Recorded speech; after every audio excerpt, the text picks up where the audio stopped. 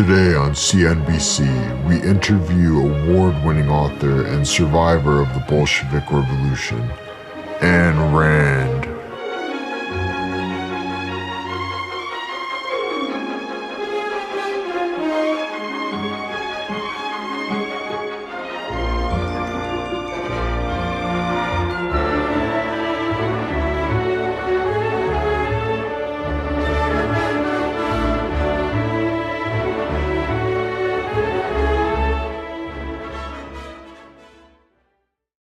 Hello, Mrs. Rand. It's wonderful having you here today on CNBC. Thank you, it's wonderful to be here. First, I'd like to talk about your life. I'd be delighted to tell you about it. I found myself using many of my past experiences in Russia to help me create stories. Right. Would you mind telling me about Russia and what it was like growing up there? Before the revolution, I was part of a middle-class family. My father owned a pharmacy. I was doing well in school. Life wasn't perfect, but once the Bolsheviks took over, life became absolutely horrid. My father's pharmacy was confiscated. Most of the time we found ourselves starving, all for the good of the state. During this period, I have vivid memories of times where I felt as if I was being watched. The communists established a secret police.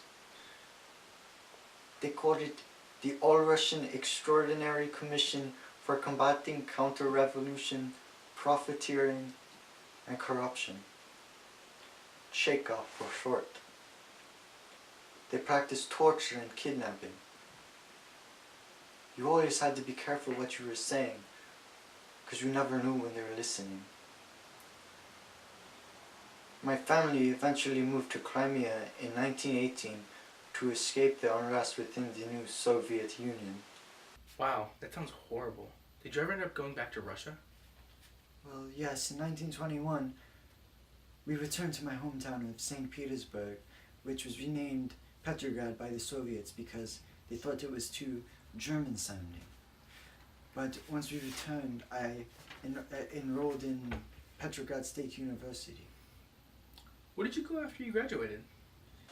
Well, I stayed in Russia for a few years, but in 1926, I ended up receiving permission to leave the Soviet Union for a brief trip to America, but I left knowing that I would not be returning to the Soviet Union. What did you think of America when you first arrived? Oh, it was amazing. Much different than my home country. I remember walking through an American grocery store for the first time, and I was absolutely amazed at how much food there was. The grocery stores in Russia, the shelves were never fully stocked. Everybody starved. It was amazing. Well, I guess life in Russia was harder than I thought. Yes, most people don't understand the hardships within the Soviet Union. Well, back to the book. What character do you feel like you really connected with or represented you the most in Anthem? Well, it's obviously equality. What kind of question is that? Did you even take the time to read my book before this interview? Yes. I'm kidding. No, but seriously, do your research. Alrighty. We're going to move on from this one. Well, why do you feel like you connected most with equality? Well, equality was very intelligent, you see. He had all of these thoughts within his mind that he felt would never see the light of day.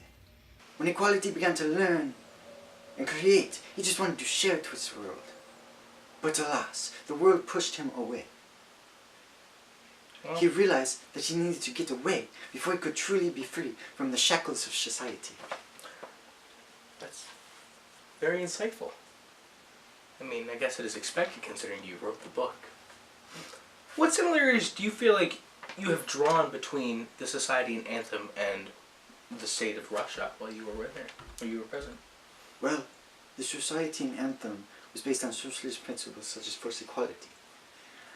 The idea behind socialism, you see, is that if everyone works, everyone will reap the same benefits. But the problem, however, is this idea of a classless society is not that everyone is equal.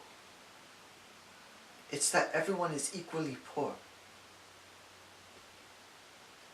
The Society Anthem, as I see it, is an extreme stage of socialism.